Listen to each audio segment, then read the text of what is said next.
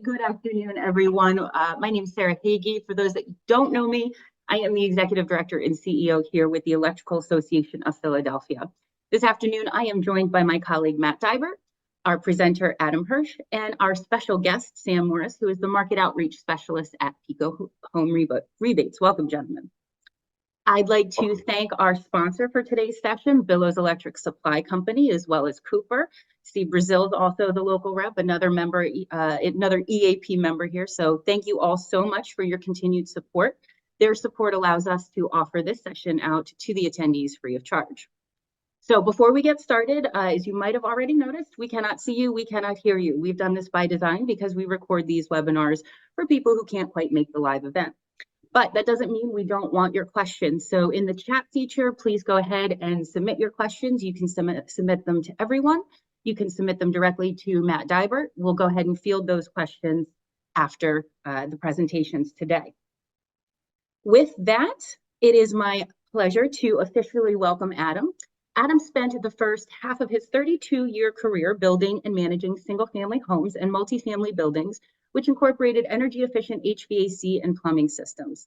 In the second half of his career, Adam entered the manufacturing sector to support the development and implementation of energy-efficient HVAC systems into residential and commercial buildings, as well as training and advising contractors, engineers, and developers on best practices.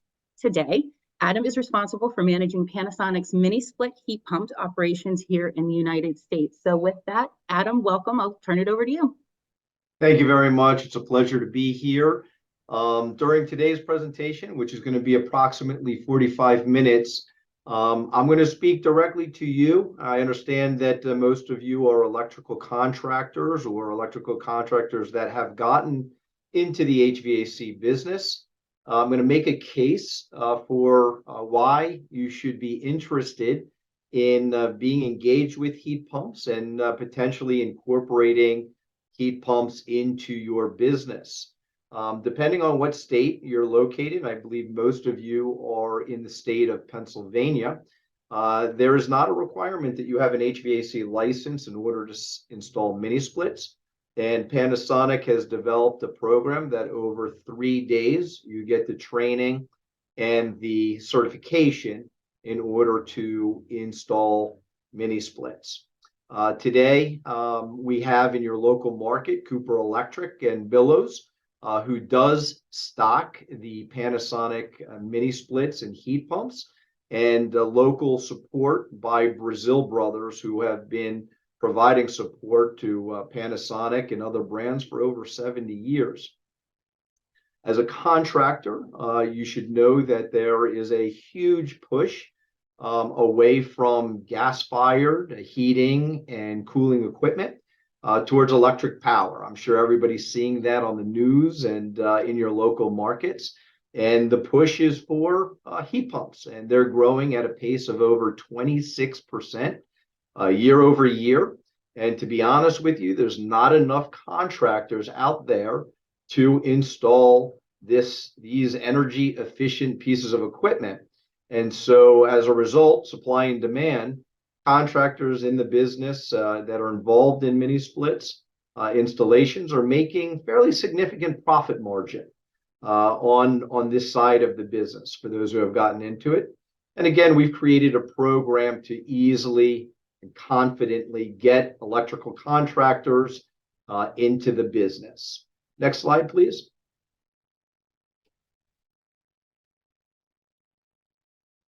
So this is actually some statistics from the New York CERTA.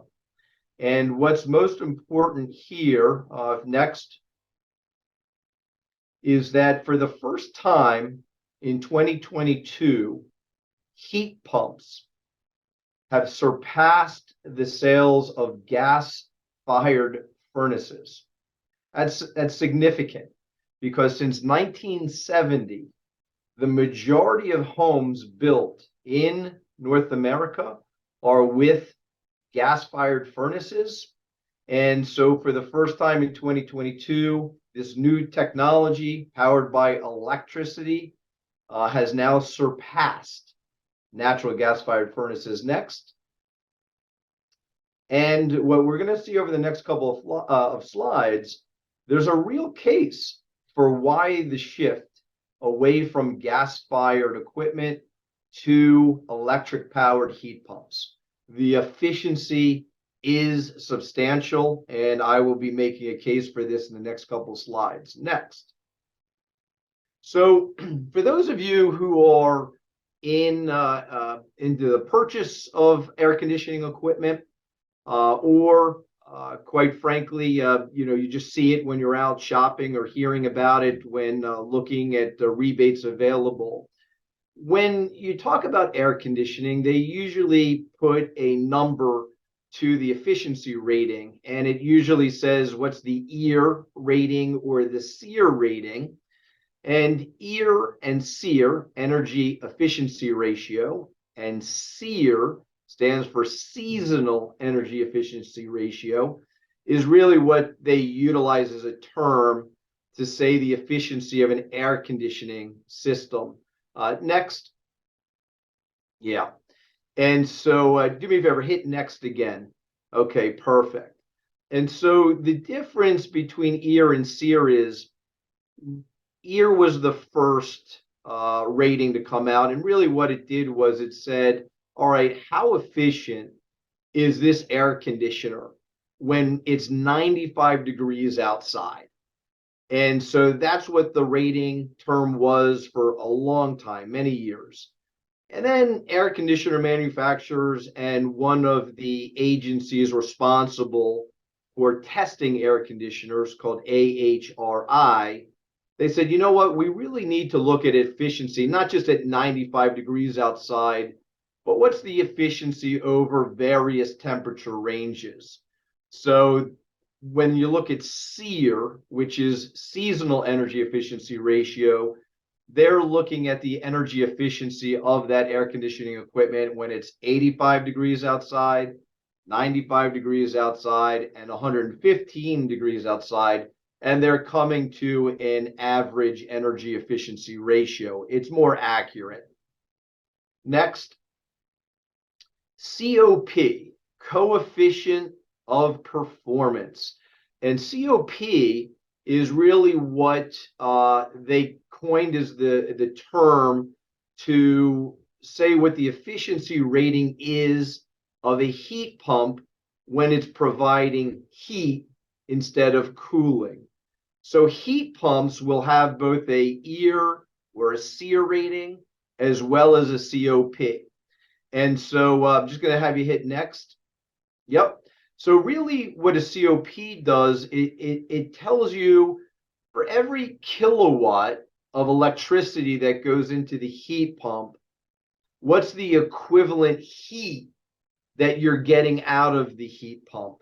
So if you put 1 kilowatt of electricity into the heat pump, and it's giving you the equivalent of 5 kilowatts of heat into your space, that's a COP of 5.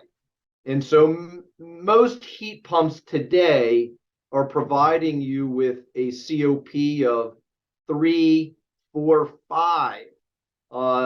And so that means that, again, for every kilowatt of electricity that goes in, it's giving you 3, 4, 5 times as much heat performance out of the system. And we'll talk about how that happens because, just on slide 2 here, you're saying, well, that sounds like magic. How could that possibly work? So we'll get into that in a minute.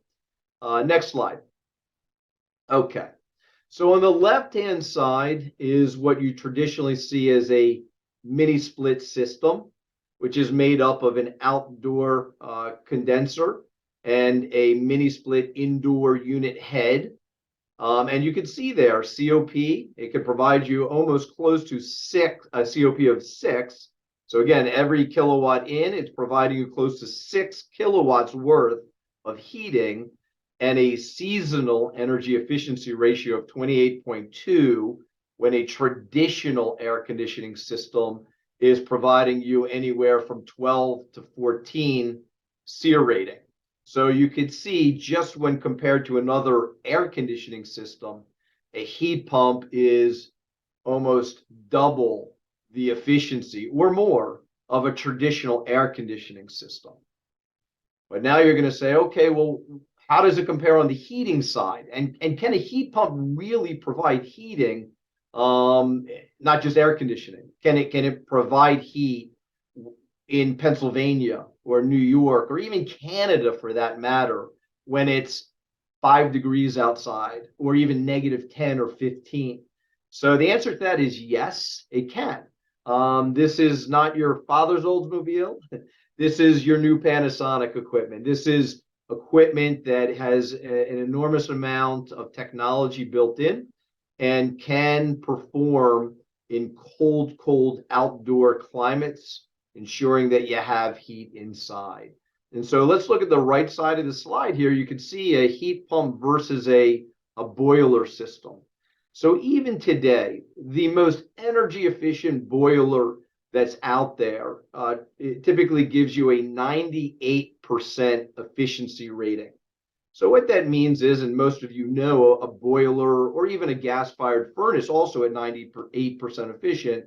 What you have is, with a boiler as an example, is you have a gas flame that's hitting a plate, a metal plate, which we call plate and frame heat exchanger. And on the other side of that plate would be water. So the flame is transferring 98% of the heat into the water, which means that 2% of the energy from the flame is going up your chimney, up your flue. Same thing with a gas-fired furnace. Approximately 5 to 2% of the flame that's heating the air is not transferring into your home. It's going up a chimney or flue.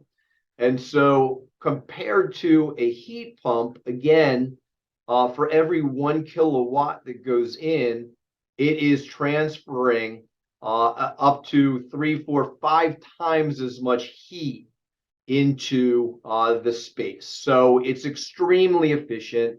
And that's why you see the federal government, your local states, your municipalities are saying, we need to go do away with the gas fired equipment. We need to move to electric power. Not only is it putting out less carbon into the environment, it's saving our planet, but it's just that much more efficient. Next slide. So on the left side, people are traditionally used to seeing at the bottom picture there, the outdoor compressor. In air conditioning mode, that does the same thing as that square box that you see on the outside of your home or your apartment, or as you drive around your community. That's what provides air conditioning. And I'll share with you how it also provides heat. That's next unit up is the indoor head or the indoor unit, mini split head, and that traditionally hangs on your wall, and that's where your heating or air conditioning is coming out of. Most people aren't accustomed to seeing the next two indoor units. So the next unit up is traditionally what we would see in a commercial application, like an office or a retail application or a car dealership, where it's more, office or commercial setting. And then the unit above that, again, it's the same thing as that wall-hung mini split head, but it's concealed. It could be concealed in a closet. It could be concealed in an attic. You could put a grill directly to the face of it, and or you could have flex duct that actually comes off of it, up to 3 flex duct piping, and bringing that down to various rooms or bedrooms in a home. But you can see there's some flexibility here when we talk about a ductless system. And really what's happening here is refrigerant is moving from that outdoor condenser that you see on the bottom left side picture, and it's moving to those heads on the indoor with either chilled refrigerant or heated refrigerant to provide you either heating or air conditioning. On the right side, you could see that you could place these mini split heads, if that's the system you're using, into various areas of your home. We traditionally say the easiest place to put those head units are against an outdoor wall, and we'll get into that in a minute as to why that's it's more appropriate. or easier for a contractor to install. Next slide. What you see here is actually a Panasonic heat pump system that is a ducted system. So most people think of heat pumps as being a ductless system, but Panasonic does offer a ducted system. So what you see here actually can replace your gas-fired furnace and or work with your gas-fired furnace to provide air conditioning and or to provide you a whole home heating and air conditioning system just with this Panasonic system. Or you can use a traditional gas-fired furnace, use the Panasonic system to provide you the majority of your air conditioning, the majority of your heat. But if, let's say, it's 20 degrees out and you wanted to have a backup furnace, you could tell your system, I want to shut off at 20 degrees and turn on my gas-fired furnace. It works in that way too. So a lot of flexibility here with heat pumps today to provide both a ductless as well as a ducted heat pump system. And again, extreme efficiency. Next slide. So just so everybody knows and can assimilate now, like what makes up an air conditioning system traditionally, and then how does this equate to what I'm looking at when I'm at a mini split ductless system? So if you look at the top left-hand slide, that's a picture of my house, and I have two outdoor condensers outside. One, you can see that black pipe work that's going what looks like into the home. That system is providing me my air conditioning to my basement and first floor. And so that black pipe is coming down to that picture below. In my home, I have a gas-fired furnace that you see there. And on top of it, I have what's called an A coil, or otherwise referred to as a cased coil. And that A coil, to be honest with you, it has what looks like that A framed plate, and you have copper that's going through it. And what's happening is from that outdoor condenser, it's chilling refrigerant. It's bringing it into the home. It is bringing it into that square box, that A coil, and below it with the gas-fired furnace, when it's in summer mode, obviously you're not running your gas-fired furnace, you don't have a flame blowing there, but there's still a blower, a fan. And so that fan will activate, it will go across the A coil, and it's now chilling the air and forcing that through your ductwork, and you get air conditioning. And so on the right side, you'll see that's called an air handler unit. That's my attic. And so the other condenser that's outside my home is bringing refrigerant upstairs to my attic. It's going through that air handler unit. And again, you have the A coil inside that air handler unit, and you have a blower. Because there's no gas-fired furnace with a built-in blower, you need to have a blower there. And that's what you have. That's what I have in my attic, and that's what most people have in their attic. It's a two-zone, and that air handler unit is providing air conditioning to my second story. Okay, next slide, please. So now, how does that A coil translate into an indoor head, right? So literally, that A coil that we just saw in a traditional air conditioning system, it translates exactly into that indoor head. So instead of the A coil and the copper going across it, the indoor head has the copper going and zigzagging through it, and you have a blower.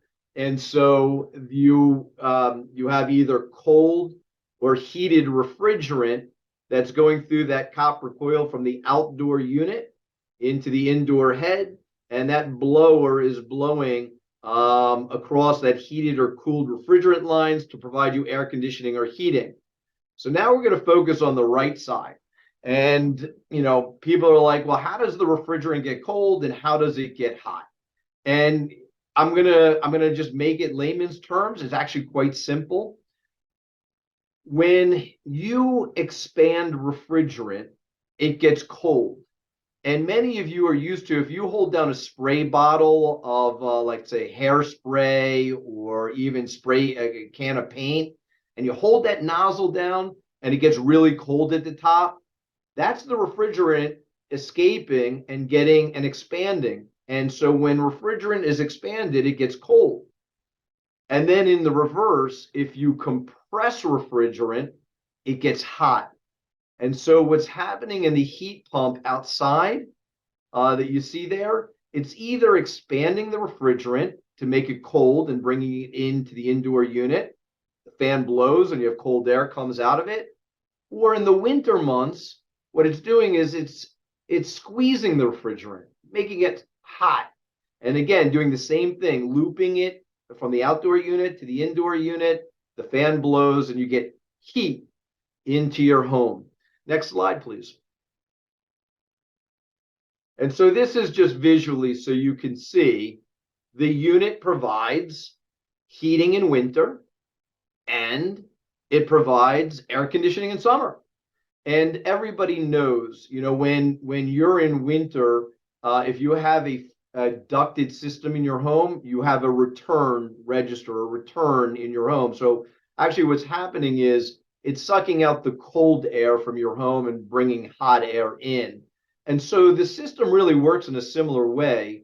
When it's winter time, you still have cold air in your home and the heat pump is blowing hot air in. But as it blows across the copper coil and pushing the hot air out, it's cooling off your copper lines and it's bringing that cold air and discharging it out to the environment. And in summertime, it's doing the reverse. It's taking hot air out of your home. It's discharging it into the air, cooling off that copper line so it can cool it off even further and bring that cold refrigerant back into your home. So next slide, please. The other thing that makes the heat pump very efficient is it's driven by ECM motors, and they call it inverter technology. And so many of you are used to, if you have a ducted air conditioning system, you set your control, your thermostat at 68 degrees, and you're sitting in your den, and all of a sudden it gets to 72 degrees, so you're getting pretty warm. And all of a sudden your air conditioning kicks on and it starts blowing cold air until it gets to about 66 degrees, right? And then it kicks off. And so your air conditioner and even your gas-fired furnace is turning off and on, off and on. And I equate that to when you're driving your car and you're doing city driving, right? Starting and it's traffic light, a stop sign, stop, stop, start, stop. And so your miles per gallon are pretty low, right? Because you're constantly pressing on your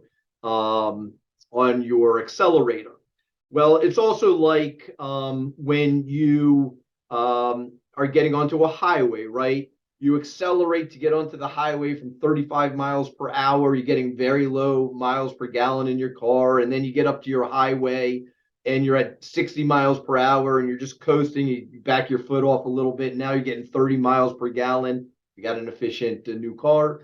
And this inverter technology works the same way. Rather than having your equipment on, off, continuously either drawing electric or natural gas, on, off, which is just inefficient. With the inverter technology, it's always running the fan. And so once the heat pump gets your room or rooms to the set temperature, it's just constantly regulating the temperature in the space. The fan is always running. It's never really turning itself off. It's just, it could either slowly run that fan so that it's maintaining the temperature in the room, or if somebody opens up the back door and cold air rushes in, it's going to ramp itself up just to ensure it's maintaining its temperature. So point being is an analogy when you're riding on the highway getting the best miles per gallon, it's the same thing with inverter technology. Next slide. With heat pumps, the other thing is in every room that you have an indoor unit, you can have your own thermostat or your own wireless control.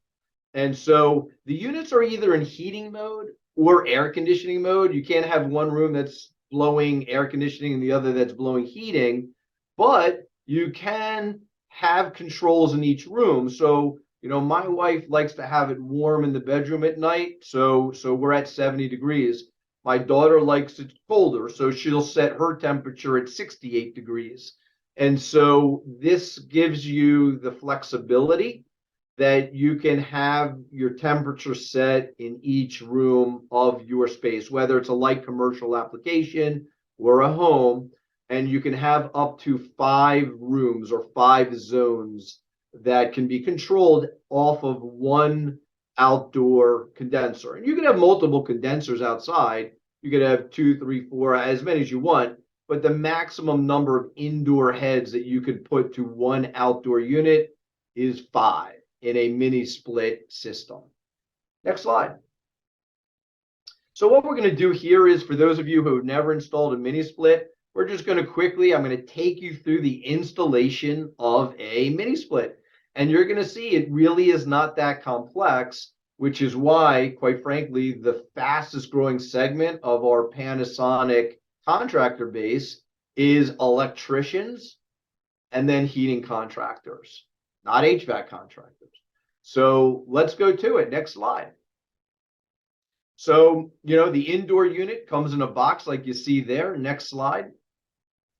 Once you open up the box, that's the indoor head. That gray plate there is actually your hanging plate. Next slide. When you in the indoor unit, it comes with some piping that is with that indoor head. So on the gray tube that you see there on number 1, those are 2 copper lines. So you have those 2 copper lines get connected. They run out the outside of the home and run to the outdoor compressor. And then that number 2 is a condensate line. And so that's part of the unit. And once we get this unit set up, you're going to see we drill a hole through the wall, and we're going to push that to the outside. So let's go to the next slide. First thing we're going to do is just hang that mounting plate. An indoor head weighs anywhere from 25 to 35 pounds approximately. You don't need to hit a stud, but we do recommend that you, over time, you want to have this one of the bolts hit into a stud. Next slide. This is showing you where you're going to drill your hole through the wall. Next slide. Next slide. And what you do need to do is that gray wire coming through the hole that we just drilled into the indoor unit. That is both a communication and a power cord. So you have communication and power. It comes from the outdoor unit right into the indoor unit. And what we're going to do is we're going to tie it off so that after we hang the unit, we can then make the connection. Next slide. So there you can see we're simply using some electrical tape to ensure that the condensate pipe and the copper 2 lines of pipe are tied together. Make it easier then to slide through the hole that we drilled. Next slide. And then once you're on the outside, I'm going to show you how you connect to some longer lengths of copper pipe.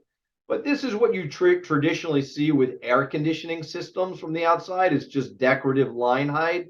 Everything that you see here from the Panasonic mini splits themselves, plus all the accessories that you see with the line hide, all of this is available from Billows and Cooper Electric for a contractor to buy directly through their distributorship branches. But this is how you really hide your condensate lines and your copper tubing. Next slide. This is just showing you that from the unit shooting the copper pipe and the condensate outside of the home from the indoor unit. This is where you literally tie in the longer copper pipe that's going to run down to your run down to your outdoor unit. Next slide. So just like you saw in the indoor unit, this is where you brought that copper piping down to the outdoor unit. You're going to tighten the copper lines to your outdoor unit. And this is where your refrigerant is going to run in a circular motion from the outdoor unit to the indoor unit and right back to the outdoor unit. The reason why you see there 4 connection points is that this is a two-zone outdoor unit. So in this installation that we did, we had 2 indoor heads, and this is an outdoor unit. And what's happening here is the connections are being made. The refrigerant is pre-charged in the outdoor unit, and we have not even released the refrigerant yet. So once we make the connections and do some testing, there's actually a lever that we're gonna turn, and it's gonna release the refrigerant into the system. And that refrigerant, again, is what either gets heated or cooled to provide your air conditioning or heating. Next slide. This is now connected, and this is where you make the electrical connection to your outdoor unit from a junction box. Next slide. I'm going to just show you various pictures of installations.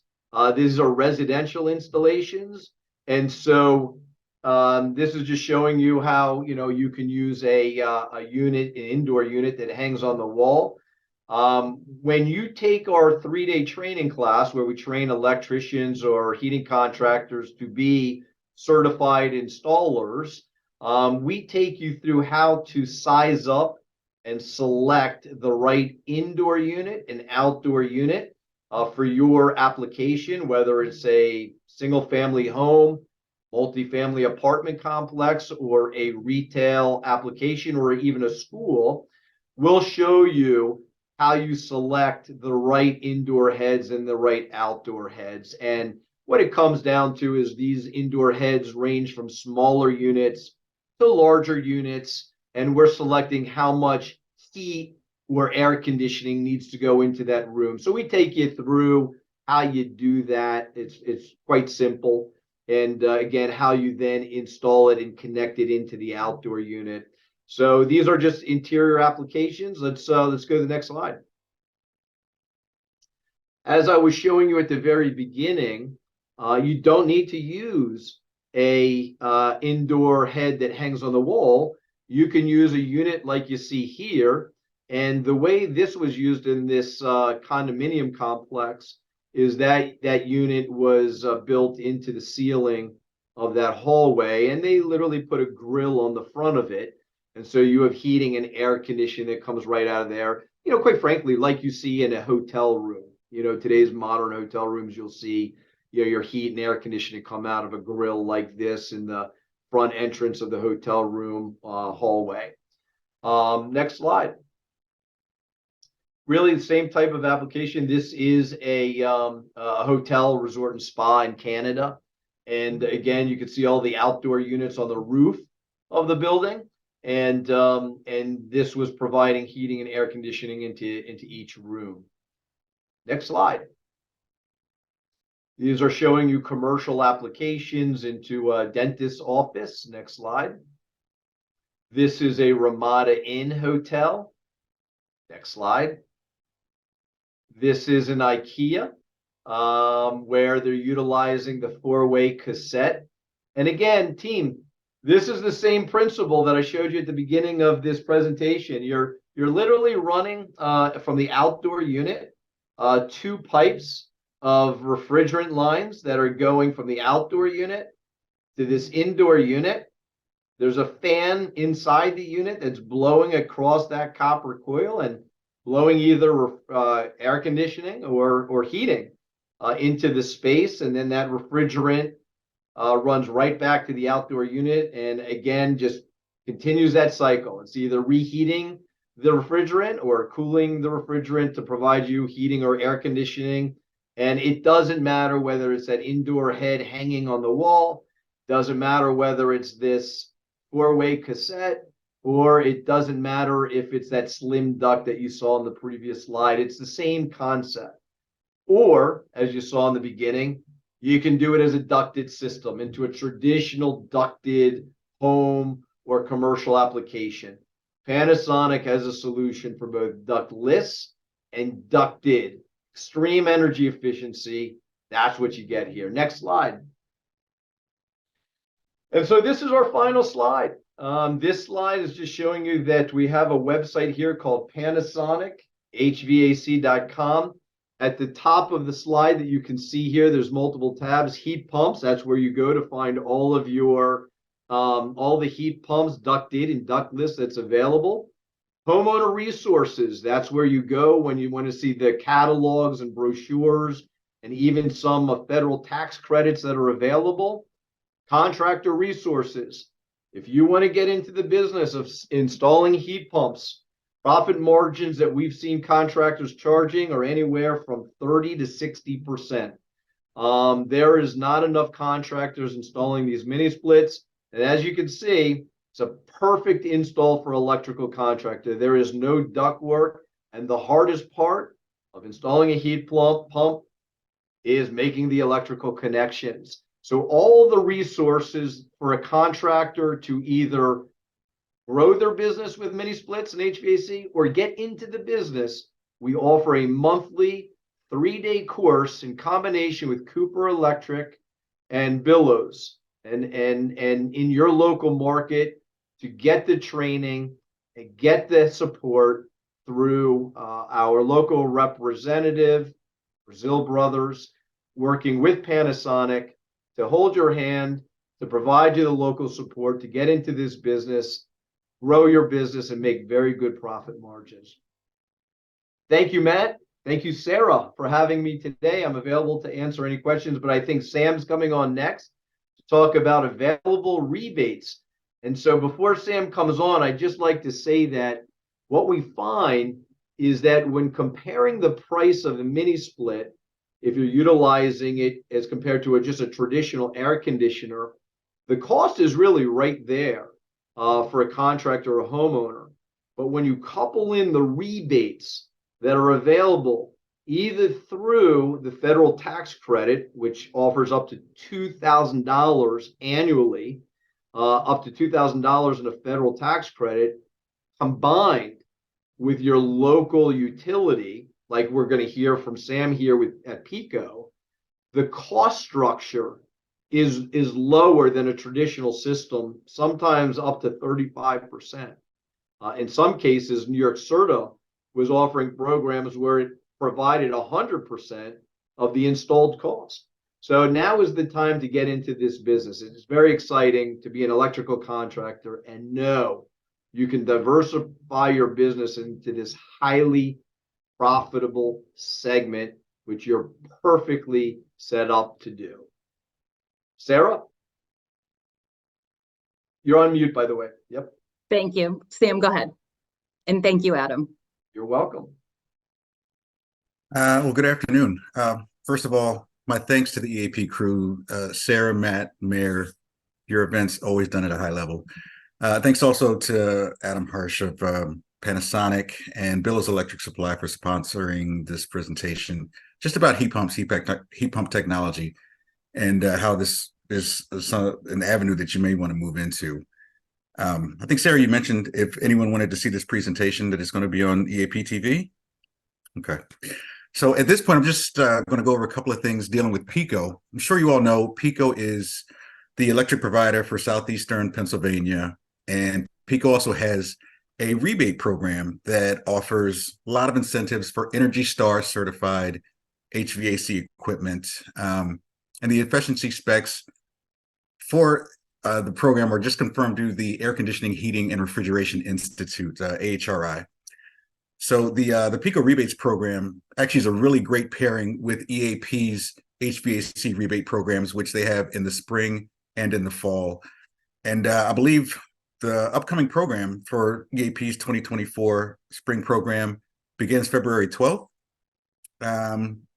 And what contract signed by April 19th. And I believe the whole program wraps up May 17th. Is that correct? Okay. So if you have interest in actually participating in the EAP program, contact Matt Dybert, and he can point you in the right direction for signing up for that.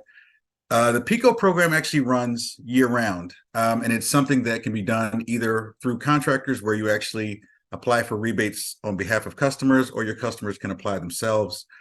What I wanted to do was just kind of briefly go over the requirements for ductless mini splits, as well as traditional heat pumps. Matt, may I have the next slide? Thanks. So, as you can see, we have two tiers for traditional heat pumps and for ductless. For air source heat pumps, the $200 rebate, we're looking at some of the requirements, and this deals with the SEER or SEER 2, EER, EER2, HSPF or HSPF2. There is some confusion with the two different metrics, SEER and EER and HSPF. Those are the old ones. As of 2023, January 1st, they started the SEER 2, EER 2, and HSPF2. Please be mindful of that too. It is a little easy to get them confused sometimes, just for what qualifies. I'm not going to belabor you with too much. You can read on the screen exactly what the details are for the air source heat pumps. But again, the minimum requirements are 15.2 SEER 2, 11.7 EER 2, and 7.8 HSPF 2. Matt, next slide, please. Thank you. And for our ductless mini split heat pumps, again, all of this equipment has to be confirmed through the AHRI database, where we'll primarily look at the outdoor unit and its efficiency, and if it's connected to an indoor air handler or the mini ducts that normally are mounted in a ceiling or something like that. Adam, I think, showed a couple examples of it. There will be different values based off of what the air handlers are inside. So whether it's a traditional air handler or a mini ducted system or a ductless system, slight variations. But again, the minimum requirements are going to be that 15.2 SEER 2, 11.7 EER 2, and then the 7.8 HSPF 2. That's a mouthful, but we did make it easy. If you have questions about the requirements for the PICO program, you can go to pico.com/rebates. There's an air handler on it. You just click on it. That's the heating and cooling tile, and it'll give you all the information that you need.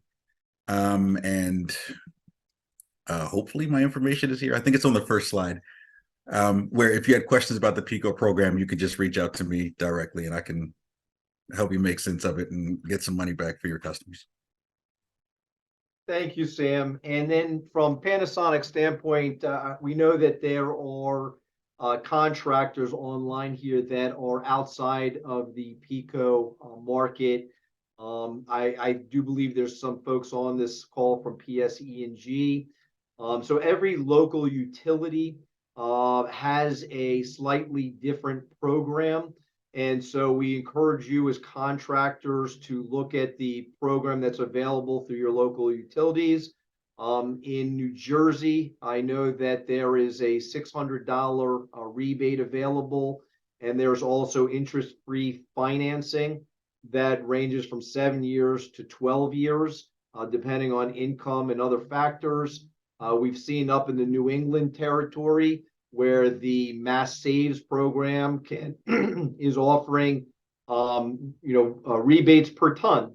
And a traditional mini split system will range from 1 to 3 tons and as high as $2,600 per ton. In some cases, a whole home rebate, if you're switching over from a gas-fired furnace and system to heat pumps, a whole home, a flat rebate of $15,000. So the point being is that rebates are available. I just heard from Sam at PICO, and there's others. Just contact your local utility. Understand that the federal government also has programs. There's high incentive to switch from gas-fired equipment to electric powered for heating, and then from traditional air conditioning systems to heat pumps, because they're twice as efficient in many cases. Thank you, Matt. Thank you, Sarah. Yep. So we do have a number of questions for you, Adam. We'll just start in the order they're received. Can a mini split be used in a wood shop, or will the dust be too much for the system? So a good question. I can't give you an exact answer on that because I've quite frankly never heard of that application. I'm sure it exists. I just would want to do my homework before answering it. However, I would tell you that it should work fine. There is a removable filter in the indoor head if that's what you're using. And so you would probably need to clean that filter more frequently. There is a process of cleaning the indoor head. And there's, of course, you can use the one that's a concealed duct as well. So point being is I feel comfortable saying, yes, I don't think it's an issue. You're just going to need to clean the filter more frequently. Thank you, Adam. Ken, does it matter if a condenser is on the sunny side of the house? No, that does not impact the performance of the equipment. What does can impact the performance is if you're utilizing it for heating and let's say it's a commercial application like a hotel, if it's not up against a wall and the cold air is blowing through the fan area, that can decrease the performance. So we sell as an accessory a wind baffle that you would attach there. So when we see where the outdoor unit is just in an open space and wind can whip through it, we suggest utilizing that wind baffle so that it maintains the performance. When it's up against a home and it's up against a wall, you don't have that issue. The other thing I would say is when it's used for heating applications, you want to have that outdoor unit raised up above the snow line. So Cooper and Billows sell an accessory where you can mount the outdoor unit directly to a wall of the home on the outside, or a A-frame that you lift it up and it sits on top of that frame. Thank you. A question that we had during the installation slides, do you need to vacuum the line sets? Yes, the answer is yes.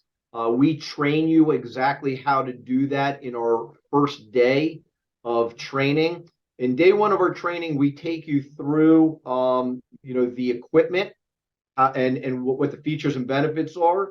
We then teach you how to size and select the equipment. Then we teach you how to install the equipment and then start up and commission it and go through some preventative maintenance and troubleshooting. So yeah, that happens in the training day one. And having the tools and the knowledge is all provided. We also provide little 5-minute clips, video clips of each step that you need to go through to vacuum the system or do a nitrogen test. Each one of those tests, the actual procedure to do it takes you about 5 minutes. However, you run the test for 30 minutes. So we have you doing other activities to maximize your time while those tests are running. Go ahead. Yes, as far as the noise that the indoor units produce, are they as noisy as a traditional AC window unit? So no, they are actually less than a refrigerator. So they're ultra quiet, not even on the indoor unit, but on the outdoor unit. So, I unfortunately don't have the mini splits in my home. I'm actually this summer going to be installing the whole home ducted system. But currently today, I have two air conditioning systems outside my home, and when they turn on and I'm sitting in my living room, I have to make sure my windows are really shut because they're loud. The heat pump systems are really, really quiet to the sound of, let's say, a refrigerator at best. Can you let us know a little bit about the heating capacity as far as the lowest temperature the system can give you heat? Yeah. So in the Panasonic heat pumps, when utilizing the ductless system, a ductless system go down to negative 15 degrees and operate, providing you with appropriate heat. On the ducted heat pump system, they can actually go down to negative 30, and if need to, you can go below negative 50. So I know I live on Long Island in New York, and we've never had issues with going below -15. So we have these systems installed throughout Canada, Montana, the Midwest, and they're running at negative temperatures, providing the necessary heat. So Adam, a question about repair and warranty issues. How does Panasonic handle repairs or warranty issues with Yep. your systems?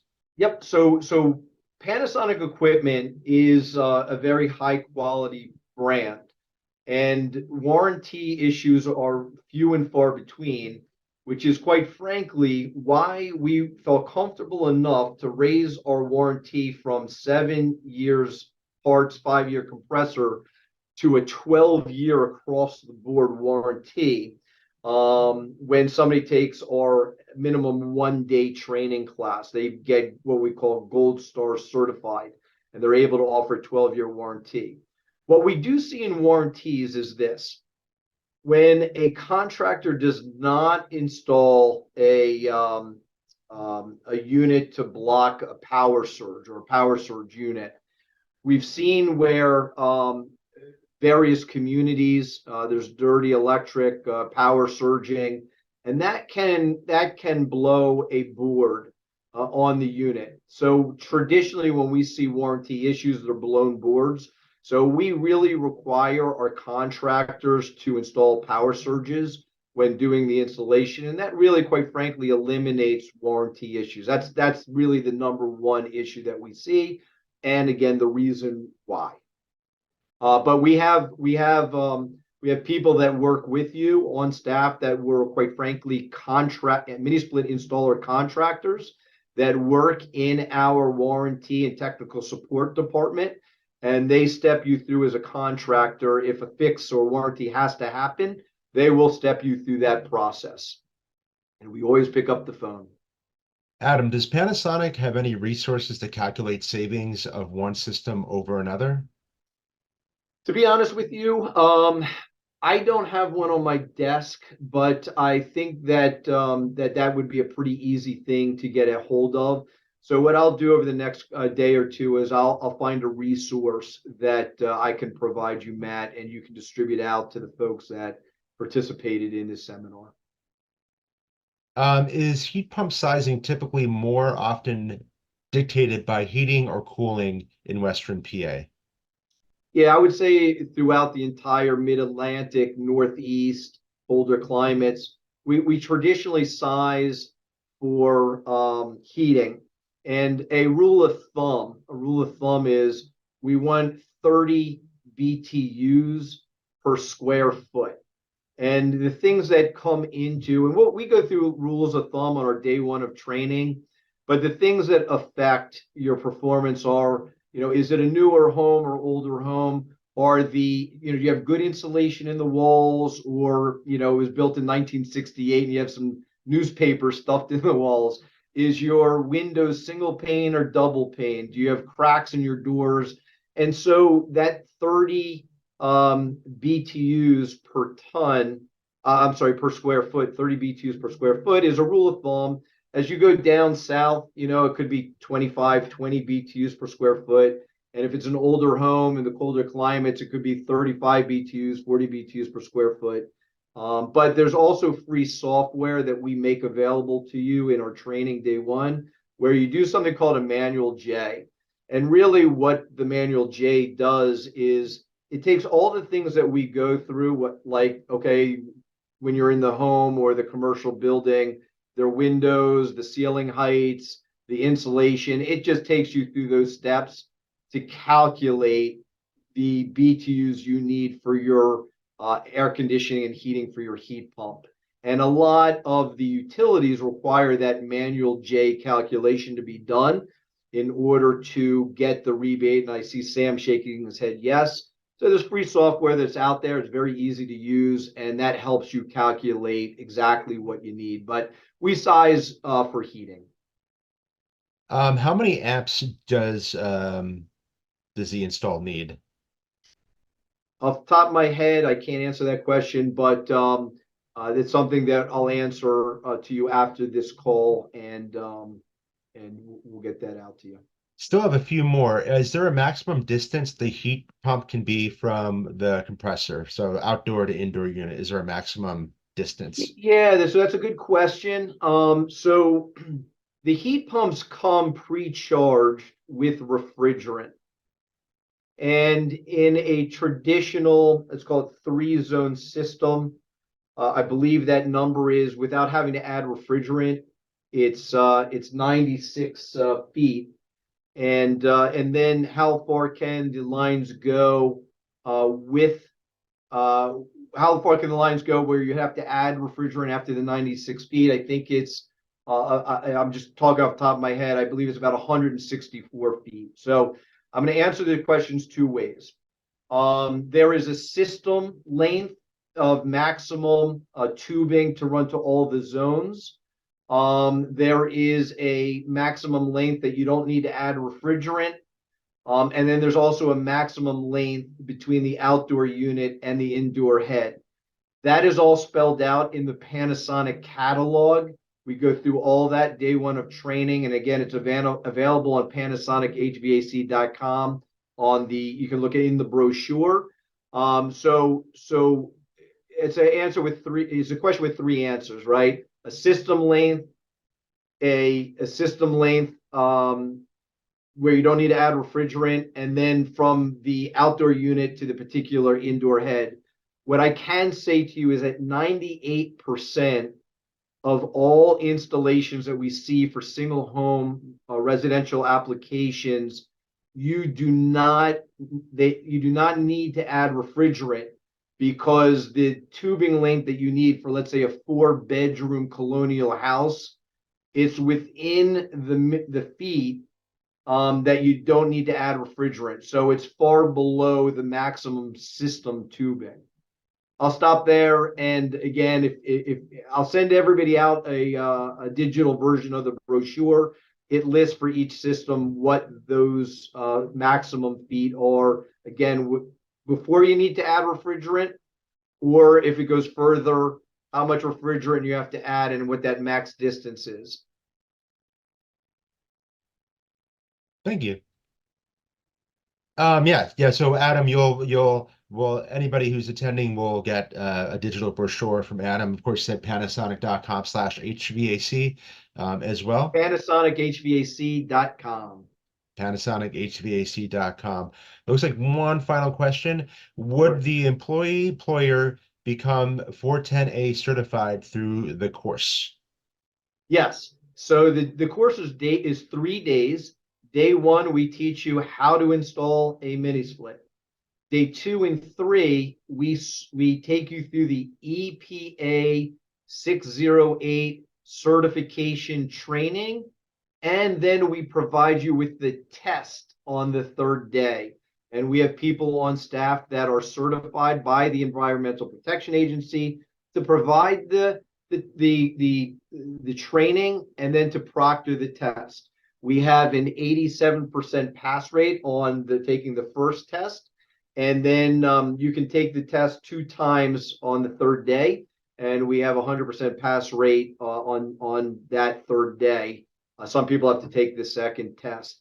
You know immediately whether you pass or fail the test, and you can take it again if you fail it that first day. The other thing I'll just note, because you brought up 410A, just note that there is an Environmental Protection Agency change of refrigerant that is happening, where manufacturers are switching to new refrigerants effective January 2025. And what that means is they're moving from 410A, traditionally in the heat pump world, moving to R32. So all of the equipment that they will be shipping after January 2025 will have R32 or R454B. However, any distributor that has 410A equipment has until January of 2026 to sell through that 410A equipment. And why is it that they're making the change? Because they're trying to reduce the global warming potential, they call it GWP, of the refrigerant, the kind of really the environmental impact of the refrigerant if it escapes into the environment, and R32 and R454B, and there's some others, are just a lower global warming potential, or GWP. So I'll jump in here and ask another question that came in. Is the new refrigerant less efficient? No, it's is it less efficient? No, it's a similar efficiency. However, equipment is built and the compressors are built to work with specific refrigerant. So the manufacturers had to retool a little bit. The compressors, the condensers had to be redesigned somewhat in order to handle that new refrigerant and then work within it to get the same efficiency outputs that they were providing previously. Great, thank you. There's certainly some interest, it looks like, in taking your course. So I said in the chat, we'll work with Billows and Cooper to get more information out to everyone that attended today so that you can look at upcoming dates, costs, all that good stuff. Yep. We just finished, actually, we're in day 2 of day 3 training today.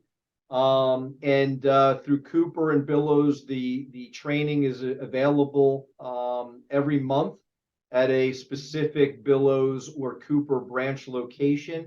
You come in with some tools with you, and we make sure that you're confident when you leave that training. Excellent.